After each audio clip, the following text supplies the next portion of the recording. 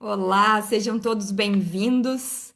Essa live hoje vai falar sobre quem é você na fila do pão, quem é você na fila do mercado. E você pode estar pensando aí, mas eu não sou ninguém. Ou talvez eu sou uma pessoa comum. Ninguém vai notar a minha presença ali, mas é aí que você se engana. Na verdade, nós vamos estar tratando aqui então sobre questões como essa e sobre as 7 camadas da identidade, a conexão que acontece em cada uma delas depois de que nós entendemos quem nós somos. E sobre isso, nós vamos também ajudar vocês para que vocês entendam ao final dessa live quem vocês realmente nasceram para ser nesse mundo, e vocês vão conseguir identificar também qual camada da identidade vocês podem estar investindo mais na vida de vocês, ou qual delas vocês já conseguiram chegar num nível que vocês consideram que está tudo ok. Eu acredito que, na verdade, em todas elas a gente sempre tem algo para estar aí trabalhando, né? Para estar desenvolvendo. E nós temos, desde lá no Jardim do Éden, uma certa confusão sobre quem nós somos. Edna já está aí, Lucimar já está aí também, boa noite. Bora falar Boa sobre noite quem a nós somos. todos. Boa noite, pessoal. Isso aí. Boa noite, gente. Tava com saudade de vocês. A gente deu uma sumidinha aqui, mas foi por um bom motivo. É verdade, é verdade. Então, pensando aqui sobre nossa identificação, sobre a identidade, que é quem nós nos identificamos, quando nós nascemos, os nossos pais começam a falar coisas para nós. Então, a gente acaba se identificando com quem eles dizem que nós somos. Outra identificação que a gente acaba tendo é a identificação com quem nós enxergamos que nós somos. Quando a gente começa a entender um pouquinho mais, a gente começa, eu sou devagar, eu sou rápida, eu sou ruim nisso, eu sou, sei lá, maravilhosa, que é mais difícil alguém ter uma percepção quando criança, assim, mas tem, de uma autoestima elevada, algo assim, mas a gente acaba se identificando através daquilo que a gente entende que a gente é, da forma como a gente se enxerga. Outra forma que a gente se identifica algumas vezes é com a nossa cultura. E aí a gente precisa ter um certo cuidado para que a gente possa ter discernimento e entender aquilo que é bom e aquilo que faz sentido. Aquela identificação que os nossos pais falam sobre nós, a gente precisa ressignificar, dar um novo sentido, porque muitas vezes, na maioria das vezes, não são identificações positivas. E também tem a visão que as pessoas têm sobre nós. Essa visão, na verdade, a gente não deveria se preocupar, porque muitas vezes a gente fica preso àquilo que os outros falam sobre nós e acaba esquecendo de quem realmente nós somos. Mas aí a quinta identificação que a gente tem, além dos pais, da cultura, de nós mesmos e das outras pessoas, é a identificação que Deus dá sobre nós. E essa, sim, é a verdadeira identificação que nós carregamos. E isso está mais descrito lá em Gênesis 1:26, que eu vou ler rapidinho aqui, onde Deus diz assim: façamos o homem à nossa imagem, conforme a nossa semelhança. Domine ele sobre os peixes do mar, sobre as aves do céu, sobre os animais grandes de toda a terra e sobre todos os pequenos animais que se movem rente ao chão. Criou Deus o homem à sua imagem. A imagem de Deus o criou. Homem e mulher os criou. Deus os abençoou e lhes disse: sejam férteis e multipliquem-se. Encham e subjuguem a terra. Dominem sobre os peixes do mar, sobre as aves do céu e sobre todos os animais que se movem pela terra. Então, o que Deus nos diz aqui? Que a gente é imagem e semelhança dele e que nós nascemos para governar, multiplicar e dominar sobre todas as coisas. E essa é a nossa verdadeira identificação. Então, assim, isso é uma parte de quem nós somos, porque, na verdade, nós não carregamos a identidade inteira de Deus, a gente carrega uma parte da identidade dele. Senão, a gente ia ser igual a Deus, né? Então, ele nos abençoou com uma parte de quem ele é. quando ele soprou o fôlego de vida sobre nós. E aí entra uma questão de que quando nós não sabemos isso, tem várias consequências que geram em cada um de nós. Por exemplo, você sente um vazio dentro de você, você se sente perdido, com a vida sem sentido, achando que você está aqui por um acaso, por uma explosão, que você não tem nada de importante para fazer aqui na Terra, que você pode só buscar prazeres e deu. Outra consequência, que eu até anotei algumas aqui para não esquecer, a gente pode ter problema de autoestima, ansiedade, insegurança, ou a gente pode se autocriticar demais quando a gente não sabe qual é a nossa real identificação, que é essa que a gente leu lá em Gênesis 1:26. Outra consequência é assim, se a gente não sabe quem a gente não sabe quem o outro é. Então, como é que você vai enxergar as outras pessoas? Às vezes você pode ter preconceito, tratar com desprezo, ter dificuldades em se relacionar com as pessoas porque você não sabe quem é e não sabe quem elas são. Então, isso dificulta o relacionamento com as pessoas. Outra questão é a propensão de agir assim, de uma maneira imoral, de uma maneira antiética, porque para você talvez não faça sentido agir dentro de princípios, agir dentro de ética, porque para você não faz sentido Deus, não faz sentido você ser imagem e semelhança dele. Então, quando você não se identifica com quem você realmente é, essa é uma das consequências também. Outra consequência é, por exemplo, você buscar prazeres imediatos, escolhas que vão te dar momentos rápidos, momentos curtos, momentos que te levam por motivação a fazer algo, mas que você não pensa a longo prazo no que isso pode te gerar ou gerar nas outras pessoas, que consequências isso pode estar trazendo, né? Então, essas são algumas consequências, inclusive também confusão na identidade sexual, quando nós não sabemos realmente quem somos. E quando nós não já viemos desde criança aprendendo sobre isso, né? Porque às vezes, sei lá, uma pessoa lá com 70 anos vai aprender quem ela é, né? Então, ela já viveu muitas coisas, mas, claro, Deus derrama perdão, Deus sempre tá de braços abertos esperando qualquer pessoa que a ele se achegue e entenda quem ela é. E aí é que começam, então, as camadas da identidade. Porque qual é a primeira camada? A primeira camada é o projeto. É aquilo que Deus nos fez para ser. E essa camada é muito importante que a gente tenha conscientização dela. Porque ela é o início do fio que leva as outras até nós termos as 7 camadas. É um desdobramento. Inicia nessa. Sem a gente ter autoconsciência de quem a gente é, sem a gente ter essa conscientização, a gente não vai conseguir alinhar com as outras camadas. E essa é essa que a gente já leu ali em Gênesis 1:26. O projeto de Deus é para que nós sejamos imagem e semelhança dele, para governar, multiplicar e dominar sobre todas as coisas na terra. Aí vem a segunda camada, que é a autoimagem. O que é a autoimagem? Eu vou lá no espelho e me olho e começam a vir os pensamentos que me falaram.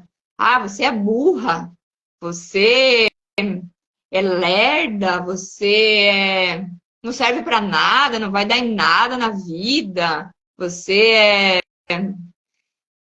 sei lá, tem tanta coisa que falam, né? Não sei se vocês lembram mais algum exemplo, mas falam muitas coisas sobre nós.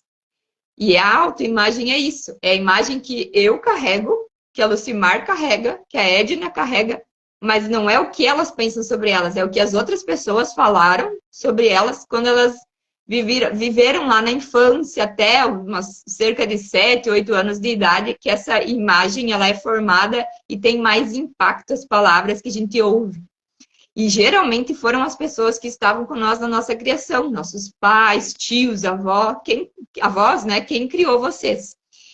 E essa autoimagem, ela precisa ser trocada. Então, nessa camada de identidade, a gente precisa mudar os olhos. É não me enxergar mais como os outros me enxergam, mas me enxergar como Deus me enxerga. Me enxergar como imagem e semelhança dele, como amada por ele, como filha ou filho amados. E aí, nessa questão, eu sugiro que vocês vão para frente do espelho logo que sair dessa live, se olhem bem no fundo dos olhos e digam: eu sou imagem e semelhança de Deus, eu sou amado, eu sou amada, e se deem um abraço bem forte, porque nós precisamos trazer essa autoimagem como a imagem que Deus nos vê todos os dias. A tendência é que a cada dia surjam algumas dificuldades, alguns desafios, e a gente vai voltar a ouvir aquelas vozes do que disseram sobre nós. E nesses momentos a gente tem que ter convicção da primeira camada, que é a conscientização de quem nós somos, e trazer os olhos de Deus sobre nós, ao invés dos olhos que as outras pessoas disseram sobre nós, e que a gente ficou com essa imagem. Essas são as duas camadas da identidade. Agora a gente vai seguir aqui com as outras camadas. Fiquem ligados. Se alguém quiser anotar as camadas, são bem importantes. Vamos seguindo agora para a terceira camada, gente, que é o autoconhecimento. Como a Cris falou, né, a primeira camada é a visão de Deus sobre nós, que é o que Deus falou, qual o intuito dele com a criação do homem. A segunda é o olhar que temos, né, das pessoas à nossa volta, que esse olhar, como a Cris falou, né, ele é tipo tudo o que disseram em cima das crenças das pessoas, em cima de nós, no meio que vivemos e tudo mais. É onde acontece até os bloqueios, né?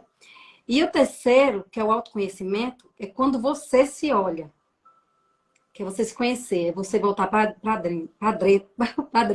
dentro.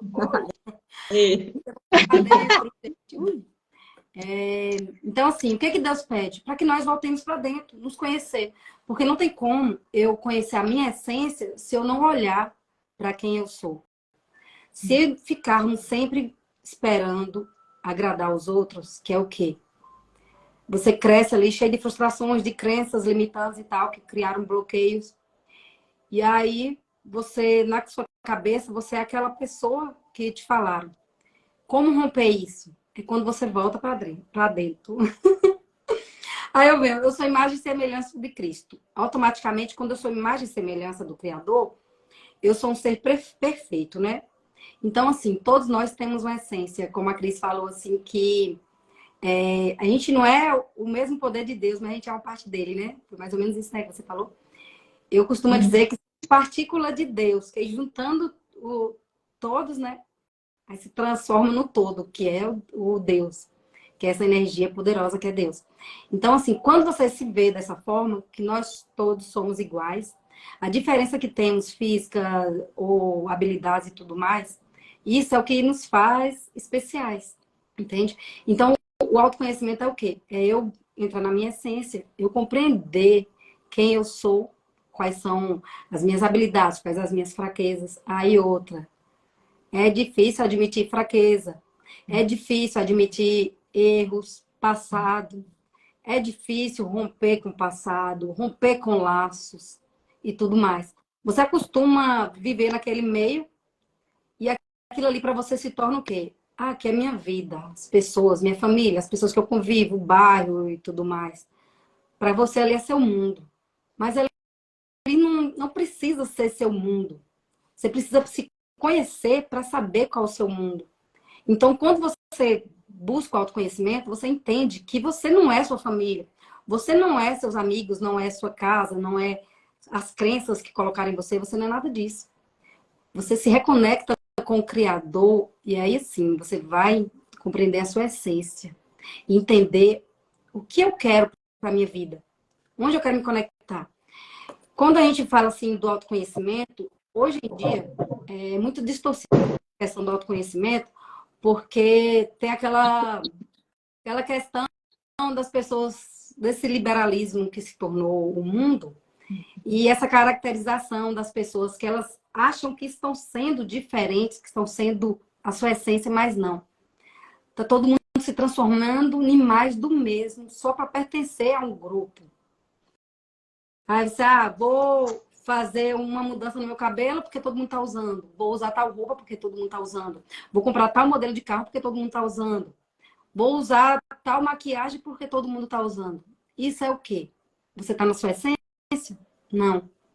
Se eu tenho um desejo de ter algo, porque é um desejo que meu mesmo, natural, é diferente de eu estar buscando pertencimento, pertencer a um grupo. Então, fomos criados sempre na busca de pertencimento. E romper com esses padrões é difícil. Não é fácil você romper com o padrão. E esses bloqueios, essas camadas, a gente trabalha todos os dias, a gente está aprendendo a lidar com elas. Não quer dizer que eu tenho um conhecimento sobre isso, que eu já não tenho nenhuma camada minha para trabalhar. Claro que eu tenho, nós o tempo todo. A todo tempo que você convive com pessoas, que você vive conflitos, seja de qualquer natureza que for, é um aprendizado e você está trabalhando seu autoconhecimento, a sua reação em determinada situação. Que ligação que ela tem com você ou com o que você aprendeu? É isso, autoconhecimento. Que é o quê? Você fazer essa busca interior, ver exatamente como eu fui criado. Por exemplo, tem pessoas que têm problemas de aprendizagem, porque quando criança foram chamadas de burras ou coisa do tipo. E aí, quando tá adulto, aí ela continua repetindo. Eu não consigo aprender, eu sou muito burra. Eu não consigo aprender. Mesmo que ela não verbalize isso para outras pessoas, ela tem aquela... Ela fala isso internamente. Então, isso não é bom. Por quê? Porque você está criando um bloqueio. E isso atrapalha o autoconhecimento. O autoconhecimento é você largar, que é abrir camadas, né? Você tirar camadas e se conhecer na sua essência. Quando nós fomos criados, cada pessoa tem um DNA, né, diferente. Então, todo mundo tem sua particularidade. E nessa sociedade que vivemos, as pessoas querem pertencer, parecer umas com as outras. Foge da sua essência. Eu tenho medo de falar tal coisa por conta do que vão pensar de mim. Vou até brincar aqui, gente, com a situação. Por exemplo, eu engasguei aqui numa palavra. E aí? É terrível você fazer isso numa live, ao vivo, o que for. O que faz uma hora dessa? Vou fazer o quê? Tá ao vivo. E aí? Se tinha um bloqueio, foi embora, porque eu não tinha como fazer nada, né? Então é assim, os bloqueios são dessa forma, né? Você vai conhecendo à medida que você vai vivendo e trabalhando. O que é importante é o quê? A gente ter a mente aberta para aprender a se conhecer. E quanto mais você se conhece, menos peso você tem. Porque você perde a necessidade de provar qualquer coisa a qualquer pessoa que seja. Você começa a viver a sua essência. E quando você entra na sua essência, automaticamente muda. Vai mudando o meio que você vive, as pessoas que você se conecta. Por quê? Porque você vai apurando. A quarta camada, nossa, ela já fala sobre o quociente intelectual, que ele envolve também a parte física, né? O que é o quociente intelectual? Se eu busquei meu autoconhecimento ali, conhecer mais sobre mim, tal, e aí meu intelectual como tá? Como é que é a minha forma de aprender, de viver, de me relacionar com as situações e com as pessoas? E aí vem também aquela parte física, né? E aí, como é que tá meu corpo, minha inteligência, como é que eu utilizo isso, de que forma que eu aprendo, como eu posso melhorar? Então, as camadas, cada camada, geralmente, ela vem acompanhada de bloqueios, né? Todo mundo é bloqueado. Raramente você vai encontrar uma pessoa que é desbloqueada de tudo. Todos nós temos algum tipo de bloqueio, gente. Isso é um fato. Isso é um fato. E o que precisamos é ter a humildade de compreender e buscar qual bloqueio que a gente precisa. Então, cada vez que você precisa dar um passo e você não consegue, ali está um bloqueio. E qual é o bloqueio? Quando acontece isso, que você sente aquela parada, e aí? Eu quero dar um passo e por que eu não estou dando?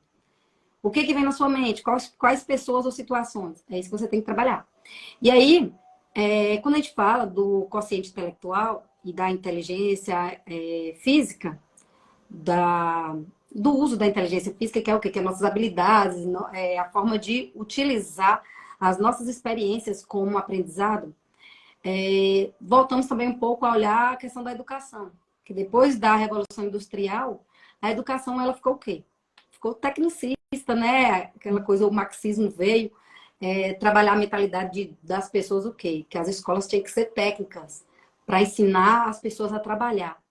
Quando voltou-se a criar trabalhadores dentro da sala de aula, ninguém pensou em trabalhar o emocional. Inclusive, é uma tecla que eu sempre bato, eu sou pedagoga, né? E minha conclusão da faculdade foi justamente sobre isso, sobre o emocional. O emocional não é trabalhado nas crianças. As crianças não são trabalhadas emocionalmente da forma correta, tá entendendo? Toda criança vem de casa com seus traumas, suas crenças e tal. E aí, como é que ela é recebida na escola? Aquele tanto de conteúdo. Que porcentagem de conteúdo que a gente aprende na escola que a gente utiliza realmente na nossa vida? Eu sou defensora de que a escola deve aprender português, matemática, interpretação, trabalhar o emocional e o convívio social, ética, esses princípios, né? A gente levar um pouco também da palavra, que quando a gente fala de Bíblia, da palavra de Deus, não é voltar à religião. Porque tem sim um tabu que leva para a religião, mas não. É trabalhar a essência. Quando a gente olha Cristo, na sua essência, quem é Cristo? Para que melhor aprendizado do que a experiência de Cristo para a gente levar tanto para as crianças como para os adultos. Então é isso. Sair daquela coisa técnica de buscar simplesmente um currículo, um diploma, para trabalhar a profundidade. Quantas pessoas hoje em dia vivem insatisfeitas no seu trabalho? Muitas vezes não é nem que o trabalho é ruim, é porque ela já criou aquela mentalidade de que é horrível trabalhar, de que trabalho é sempre pejorativo, né? Aquela coisa que transforma o funcionário inimigo do patrão. Por quê? Por conta dessa mentalidade.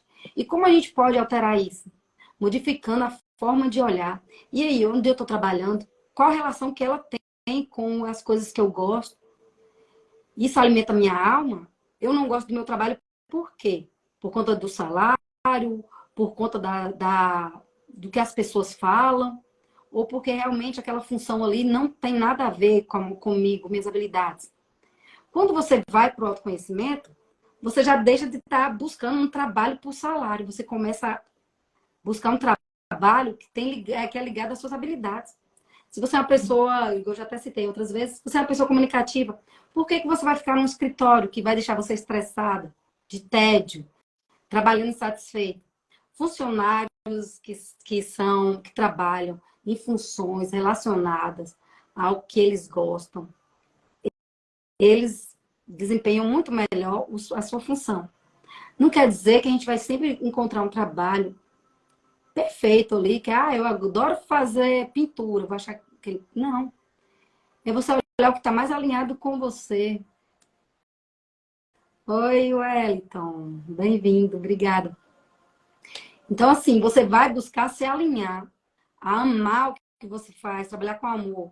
E você está no emprego, eu costumo dizer assim, que quando você está no trabalho, você tem que fazer aquilo ali com amor, não importa. O tempo que você está lá dentro, você tem que dar seu melhor, fazer com amor. A partir do momento, se você não está satisfeito, continue fazendo com amor e busque algo fora. Para você encontrar algo ligado a você. E quando a gente entende essas 7 camadas da identidade, trabalha elas, você vai sempre tentar se alinhar ao que realmente vibra com a sua essência, com a sua alma. E é onde você vai ser feliz com o seu trabalho. E não somente achar que a felicidade é o final de semana, né? Que a maioria dos trabalhadores, a felicidade começa na sexta e termina no domingo à tarde, né? E para mudar esse quadro é o quê? É se conhecer, se trabalhar o autoconhecimento, usar a inteligência, né, e as experiências vividas para trazer algo melhor. Agora eu vou passar para a Lu, que vai falar um pouco sobre o consciente emocional. Vem aí, Lu. Boa noite, gente linda! E aí, como vocês estão? Espero que muito bem. E espero que estejam anotando aí as pílulas que estão sendo passadas aqui. Meninas, estão me ouvindo bem? Eu vou falar um pouquinho bem... Vou soltar somente pílulas aqui, então vai aí, pega a caneta e já anota. Eu vou falar sobre o quociente emocional. O que é? É onde que o quociente emocional ele habita na nossa mente e é onde está a nossa vontade, onde estão as nossas emoções, aonde estão os nossos sentimentos, que governa a nossa mente. Então, o nosso quociente emocional, ele está diretamente ligado à nossa alma, que direciona a nossa mente, que coordena as nossas emoções e é da onde a gente aprende a governar os nossos sentimentos. Lucimar, por que você está falando em governar sentimentos? Quem governa os sentimentos? Já vou te responder. Quem não governa os sentimentos é governado por eles. E quem é governado pelos sentimentos, que age somente pelas emoções, o que acontece? A tendência é ou que você acabe fazendo uma caca bem grande, ou que você acaba se prejudicando. Por quê? Porque sempre agir em favor das emoções. Ah, então eu preciso ser uma pessoa fria, calculista? Não. É interessante que a gente seja uma pessoa que governe as nossas emoções. Imagine só, eu, num pico de raiva, saio doida gritando, tô com raiva, tô... Ai, explodi. O que as pessoas vão dizer de Lucimar Etienne? Surtou. Ela surtou, entendeu? A importância da gente não ser governado pelas nossas emoções, mas que sim, a gente governe ela e entenda. E como eu vou fazer para governar minhas emoções, Lucimar? Vou falar uma técnica aqui bem rapidinha, que é duvidar, questionar e relacionar. Duvido, estou com raiva. Lucimar, estou com raiva. Por quê? Qual é o sentido da raiva? Vocês entenderam? Eu duvidei, questionei e relacionei qual era o sentido da minha raiva. Após eu relacionar, são 3 passos curtinhos. Duvidei. Por que eu estou com raiva? Estou com raiva? Por que eu estou com raiva? Estou com raiva por causa disso. O que levou a isso? O que levou... eu estou com raiva porque eu planejei o meu dia e não saiu como planejado. Mas por que não saiu como planejado? Porque aconteceu assim. Eu duvidei, questionei, relacionei. Logo que eu relacionei o sentido da minha raiva, o que eu faço? A Cris é muito boa nisso, a Edna também é muito boa nisso. Ressignificar. Eu dou um novo sentido para isso.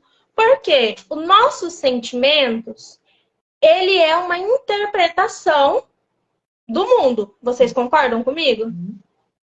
E por ele ser uma interpretação do mundo, é que cada pessoa tem um sentimento diferente. Às vezes, alguma coisa que se torne meu calcanhar de Aquiles, que para mim seja algo que me tire do sério, que me estresse, que possa me deixar nervosa. Ah, eu vou falar aqui que eu sou muito zen para vocês. Que eu sou paz e amor o tempo todo. Não, gente, nós temos emoções. Temos o ápice de amor, paixão, todos os tipos de emoções. Temos picos de raivas também. Temos frustrações também. Porque não conseguimos controlar o que as outras pessoas vão fazer durante o dia. A gente consegue controlar o que faremos no nosso dia. Mas o que a Cris ou o que a Edna vai fazer no dia delas, que pode estar ligado ao meu, eu não consigo controlar. E pode ser que uma atitude do próximo possa ser algo desafiador para mim e que acabe frustrando as minhas expectativas, as minhas emoções. Então, o que eu preciso fazer? Duvidar, questionar e relacionar e depois dar um novo significado para aquilo. E eu me desligo disso. Quando eu faço isso, com todas as emoções, seja ela raiva, seja ela sentimento de angústia, seja uma crise de ansiedade, Quando eu faço isso, eu consigo ter uma gestão das minhas emoções. Claro que no primeiro dia, na primeira semana, não vai ser fácil. Por quê? O seu cérebro não está acostumado a isso.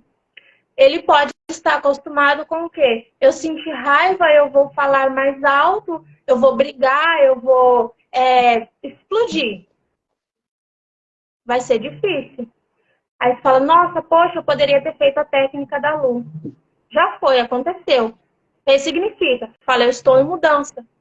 Então, quando eu começo, eu falo que eu quero mudar. E eu procuro realmente fazer isso, que é começar a gerir as minhas emoções, porque faz parte de uma camada na qual nós podemos e necessitamos de ter o controle para que todas as áreas da nossa vida flua bem e vá bem. Então, a gente precisa ter gestão da nossa emoção.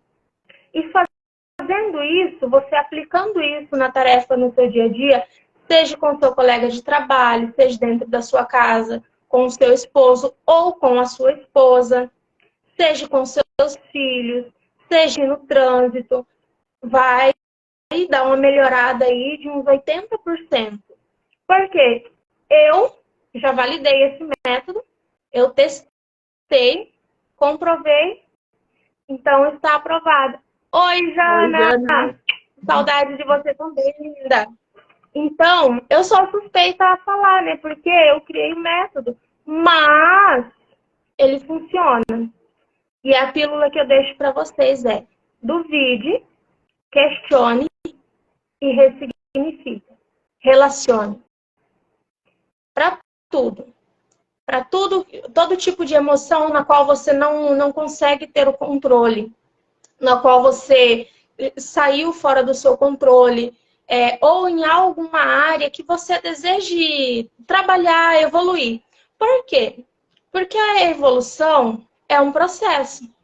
Eu aprendi algo novo hoje e amanhã já tem alguma coisa, um monte de coisa que eu não sei. E as nossas emoções, elas também são assim. E eu quero compartilhar algo com vocês aqui que me ocorreu esses dias, que era algo que me inquietava e me deixava, sabe, encabulada. Tem um determinado restaurante aqui na minha cidade e todos os dias ele é caminho da onde eu vou para casa da minha mãe buscar o meu filho. E todos os dias, então, eu passo em frente. E todos os dias que eu passo em frente, na parte da tarde, tem um monte de caixa de papelão lá. E olha que estranho. Todas as vezes que eu olho para aquelas caixas de papelão, eu desejava elas. Doido, né? Eu queria elas para mim. Estavam lá para ser descartadas fora. E eu falava, gente, por que eu quero essas caixas? Eu não estou fazendo mudança. Eu não tenho nada para doar, que eu preciso encaixotar. Não tem nada. Por que eu quero essas caixas? E eu vinha embora para casa e eu ficava pensando naquelas caixas. Querendo muito elas mesmo. Sabe quando você vai com a criança no mercado e ela vê um brinquedo e ela quer? Era desse jeito que acontecia comigo. Eu voltava para casa e eu ficava pensando naquela caixa até outra coisa ocupar minha mente e me distrair das caixas. E foi algo que foi me inquietando. E esses dias eu estive em viagem e buscando mais conhecimento. E eu voltei, passei em frente ao restaurante de novo e eu apliquei a técnica que eu acabei de falar para vocês dos 3 passos.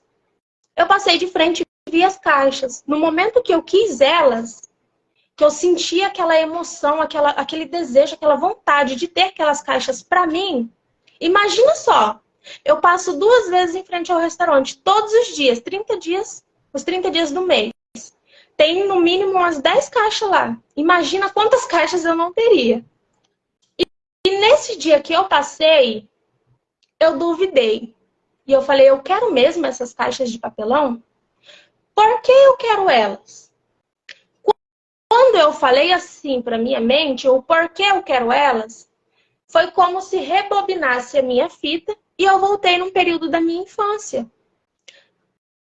Numa parte que eu era bem, bem pobre mesmo, e a gente morava num sítio, E esse sítio, quem aqui já viveu em sítio ou tem parente vai saber. Eu morava numa casa de pau a pique, barreada, então era bem, sabe? E o meu guarda-roupa era caixa de papelão. E teve um dia, a minha mãe sempre falava, vocês tomam banho cedo. Porque quando anoitecia, a gente não tinha luz elétrica. Era aquelas lamparininhas com óleo. E eu desobedeci a minha mãe, tomei banho à noite. E fui com a lamparininha procurar minha roupa onde? Na caixa de papelão. Eu devia ter, em média, uns 7 anos de idade. Derrubei aquele óleo todo dentro da minha caixa. E tinha um cheiro muito forte. Perdi as minhas roupas, perdi o meu guarda-roupa, que era a caixa de papelão. Tomei uma surra da minha mãe, porque a gente morava no sítio, então era tudo muito difícil. E o que aconteceu? A minha mãe falou para mim, agora você vai ficar sem e você vai ter que arrumar outro lugar para você guardar suas roupas, porque você me desobedeceu, eu falei para você que não era para fazer, que não era para tomar banho à noite. Então, olha só, naquele momento foi como se minha mãe tivesse instalado em mim um bloqueio e uma necessidade de ter. E olha quanto tempo já se passaram. Isso tem mais de 20 anos de idade. Mas uma parte do meu cérebro ainda estava conectada naquela emoção que eu senti no momento que eu perdi algo que era muito importante para mim naquele período. Eu fiquei muito mal no dia que eu perdi a minha caixa. Por 2 fatores. Primeiro, porque eu apanhei da minha mãe. E segundo, porque eu fiquei sem. Perdi as minhas roupas e perdi a minha caixa.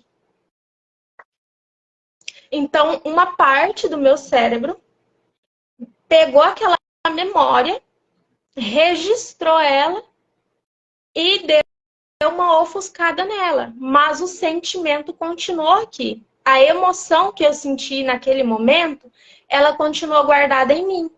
Então, todas as vezes que eu passava em frente ao restaurante, que eu via as caixas, não era a Lucimar de hoje que desejava. Era a criança de 7 anos atrás, que desejava aquelas caixas de papelão. Então, a minha criança estava falando, Lucimar, olha lá as caixas que você precisava. Olha as caixas que você precisa. Então, todas as vezes que eu vinha para casa e eu não pegava, eu sentia em mim a mesma emoção que eu senti quando eu perdi a primeira vez. Era o sentimento de perda. E me doía, porque eu ficava muito tempo pensando nela. O que aconteceu? Eu duvidei da emoção que senti. Eu questionei o porquê estar sentindo aquilo. E eu ressignifiquei. Eu relacionei a emoção de hoje com a emoção do passado e falei, olha, ressignifica agora. Porque hoje você é mais próspera do que antes, graças a Deus. Você não precisa delas mais, exceto que vai fazer uma mudança e elas são para ser descartadas. Falei para o meu cérebro, falei para a minha emoção, falei, olha, criança Lucimar, você não precisa delas mais. A Lucimar cresceu e hoje ela é próspera, ela não precisa mais. Me desapeguei. Passo hoje em frente, qual que é o sentimento? Eu dou risada, porque eu entendi o sentido da minha emoção. Então, é muito importante a gente gerir a nossa emoção, a gente ter a gestão da nossa emoção. E é por isso que eu falei para vocês que essa técnica ela foi comprovada e validada. Então, funciona. Funciona. Duvide, questiona, relaciona e ressignifica. São 4 passos. Eu vou fixar aqui, ou alguma das meninas, se puder fixar aí, essa técnica, essas palavrinhas. Vocês anotem. E todas as vezes que vocês tiverem um sentimento no qual vocês não estão governando sobre ele, e vocês não souberem o porquê, faça essas perguntas e responda a cada uma delas. Quando você encontrar as respostas para cada uma delas, você dá um novo significado para esse sentimento. Porque o que eu acabei de contar aqui, se fosse algum de vocês que não viveu essa emoção, poderia passar em frente ao supermercado ou algum outro ambiente que tem essas caixas e não tem sentimento nenhum. Vocês não estão conectados, é só um lixo a ser descartado. Mas, lembra que eu falei no início que todo sentimento é uma interpretação do mundo? E por isso que cada um de nós temos um sentimento diferente, com determinadas relações, com determinadas ocasiões, com determinados acontecimentos na nossa vida. E, dando já um gancho com o nosso consciente emocional, que é a nossa alma, eu vou adentrar aqui um pouquinho no nosso consciente espiritual, que é onde habita, que a gente relaciona, que há o relacionamento e o propósito. O que é o consciente espiritual? É onde ele conecta o que a Cris falou, que é a primeira camada, que é a sua autoimagem, que é o projeto, que é onde aconteceu, né, que é a sua identidade. Depois vem a sua autoimagem, depois vem o autoconhecimento, aí tem o corpo, que foi o que a Edna falou também. E aí tem o espírito, que ele faz a junção de todas essas camadas. Como assim a junção? Porque o seu espírito, ele se conecta, ele está conectado com a fonte. E quem é a fonte? A nossa fonte é Deus. Então, é como se fosse assim, ó. Ele vem daqui, bate aqui e vai para lá de volta. Mas, para ele fazer esse aqui, ó, esse V aqui, ele precisa vir aqui, encher esse copo aqui, irradiar, que é isso que a gente está fazendo aqui, transbordando com vocês aqui o nosso aprendizado, as nossas experiências, que foi algo que eu acabei de compartilhar com vocês aqui, foi uma experiência. E aí, ele volta para a fonte de novo. Então, essas camadas que a gente falou, ele forma um V. E é muito importante que a gente trabalhe todas essas áreas, porque não dá para se governar sendo totalmente governante só nas áreas das emoções, ou sendo totalmente governante só na parte espiritual. Então, são camadas. É uma que complementa a outra. É certo, meninas? É isso aí? E tem uma última camada que é o transbordo, que isso é isso aí. Que a Lu estava falando do sair também do coração, também está relacionado ao transbordo, né? Quando a gente não retém mais tudo que a gente já aprendeu, tudo que a gente já viveu de experiências, os métodos que a gente aprende, e a gente derrama isso na vida de outra pessoa. É como um rio que está desaguando, lembrando que água parada, né, não é isso mesmo, não é bom, não flui, e o transbordo ele nunca para, não é uma camada assim que tá, agora eu sei que é transbordo, eu transbordei hoje e acabou. É algo que é contínuo, né? É algo que a gente precisa exercitar e alguns bloqueios também acabam interferindo no transbordo, porque a gente retém o transbordo quando a gente é muito bloqueado. Ah, eu quero transbordar, mas... Ai, que medo de falar, vou ficar quieto. Ah, eu quero transbordar, mas eu não sei escrever, eu queria escrever algo, não consigo. Ah, eu quero transbordar, quero aprender um assunto, mas tem bloqueio de aprendizagem, não dá. Então acaba que a gente precisa olhar também os bloqueios que mexem em quem nós somos e que nos impedem de ter as nossas 7 camadas andando em conjunto, já que a última camada é o próprio transbordo. Não sei se vocês querem falar algo mais sobre o transbordo. Vou complementar um pouco aí, Cris, que quando a gente fala assim do transbordo, não é só o falar, o ensinar em palavras, tipo aqui a gente uma live, coisa do tipo. O transbordo, ele acontece no dia a dia. A partir do momento que você ensina o que você aprendeu para alguém, você já está transbordando. Você transborda no seu trabalho, ensinando um colega uma habilidade nova, ou passando conhecimento novo para um colega, para um filho, para um vizinho, para um amigo. Qualquer pessoa você pode transbordar. É o quê? À medida que eu estou aprendendo ali a minha função, e tem uma pessoa ali que quer aprender, e eu ensinar, isso é o transbordo. É isso que Deus quer da gente, né? Que é o ajudar, o trabalhar na cooperação. Que é tudo que eu fizer por mim, eu saber que eu posso estar atingindo outra pessoa. E tudo que eu fizer de bem para mim, que eu puder atingir de bem outra pessoa, a gente vai ter um mundo cada vez melhor, né? É a corrente do amor que vai. Você planta uma semente e ela vai só crescendo, né? É isso aí. Isso aí. Gente, obrigada. Oi, Lu. Falando um pedacinho aqui sobre o transbordo, uma pessoa transbordante, ela não retém. Ela não retém para ela nenhum conhecimento adquirido. Então, mas eu levei tanto tempo para aprender isso, eu vi tantas aulas, eu fui atrás, eu investi, e eu vou entregar para alguém assim, gratuito? Sim. Sabe por quê? Porque quando você transborda, você aprende 2 vezes. Porque você está passando de novo, repassando de novo tudo que você aprendeu.